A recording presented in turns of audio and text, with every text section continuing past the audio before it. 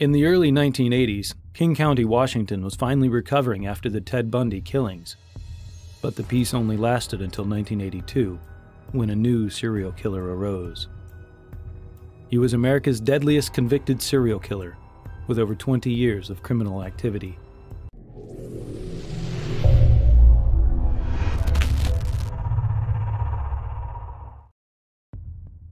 In 1982, King County had faced a new serial killer, only 8 years after Bundy inflicted terror in the Seattle area. Everything had started on July 8th when 16-year-old Wendy Lee Coffield left her foster home and was never seen alive again. She used to work as a sex worker along Pacific Highway South. On July 15th, her body was caught along one of the pilings under the bridge in the Green River. Wendy's corpse was naked, except for her shoes and socks. The autopsy confirmed the cause of death was strangulation. Next was Deborah Bonner, 22, on July 25th. She was last seen alive while leaving a motel on Pacific Highway South to catch some dates. Deborah, like Wendy, had a history of prostitution. Her body was discovered completely naked on August 12th in the Green River. On August 15th, approximately 600 yards where Deborah's body was found, 3 more bodies were discovered. They were identified as Marsha Chapman, Cynthia Hines, and Opal Mills. Marsha Chapman, 31 years old and a mother of 3, was last seen alive on August 1st. Cynthia Hines, 17 years old, had been missing since August 11th. She was last seen in a black Jeep driven by a man. Opal Mills, 16 years old, last spoke with her parents on August 12th. She had called them from Angle Lake State Park, just off Pacific Highway South. The corpses were found naked, and the cause of death was determined as strangulation. It was reported that all 3 of the women were involved in prostitution. On August 16th, the King County Sheriff's Office created the Green River Task Force. The task force was formed by detectives coming throughout the county to investigate the murders. Its size grew as more victims were discovered. Deborah Estes, 15 years old, disappeared on September 20th, 1982. She also was a sex worker. Her body was discovered nearly 6 years later, on May 30th, 1988, by construction workers in a grave in Federal Way. May 3rd, 1983 was a terrible day for 21-year-old Carol Christensen.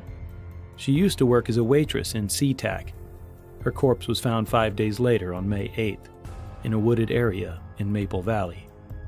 The same day Carol Christensen was taken, Marie Malvar, 18, was reported missing by her boyfriend. He told the Des Moines Police Department that he last saw Marie on April 30th in a dark-colored pickup truck at South 216th and Pacific Highway South. Marie was also involved in prostitution.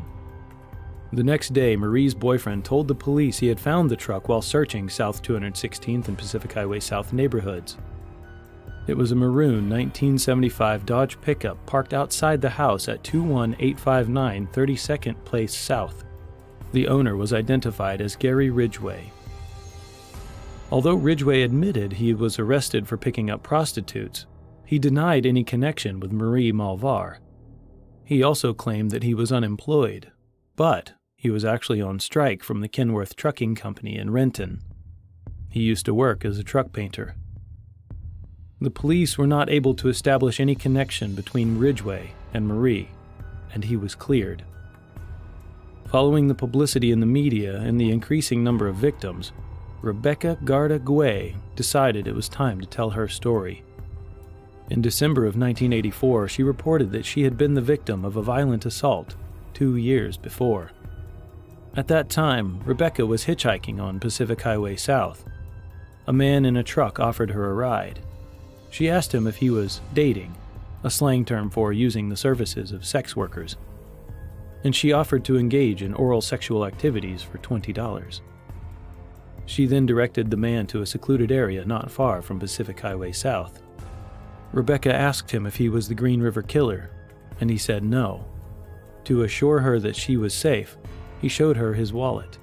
Inside, he had an ID card from the Kenworth Trucking Company. While engaging in the oral sexual act, the man accused Rebecca of biting him. He knocked her to the ground, pushed her face into the dirt, and wrapped his arm around her neck in a police-type chokehold. After 10 or 15 seconds, she broke free and ran to a nearby trailer for help.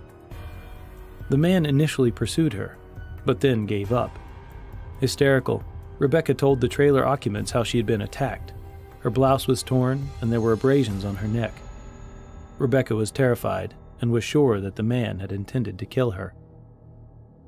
She offered the task force a description of her attacker: a white man, 30 to 35 years old, light brown hair, and possibly a mustache. She thought his vehicle was a 1980 burgundy or maroon pickup truck with a white canopy. Rebecca also told the police about the Kenworth ID, which led them back to Gary Ridgway. The officers then showed her 6 pictures of 6 different men. She immediately identified Ridgway as her assailant. Contacted by the task force in February 1985, Ridgway admitted that he had dated Rebecca, but denied any attempt of murder. He said he choked her as a reflexive reaction to her biting his penis. He was not charged. Many pieces of evidence were collected from Ridgway's house and truck, including a saliva sample from Ridgway himself. However, the task force could never connect him with the killings, and he also passed a polygraph test. More victims were discovered during the following years, but the killer was not identified.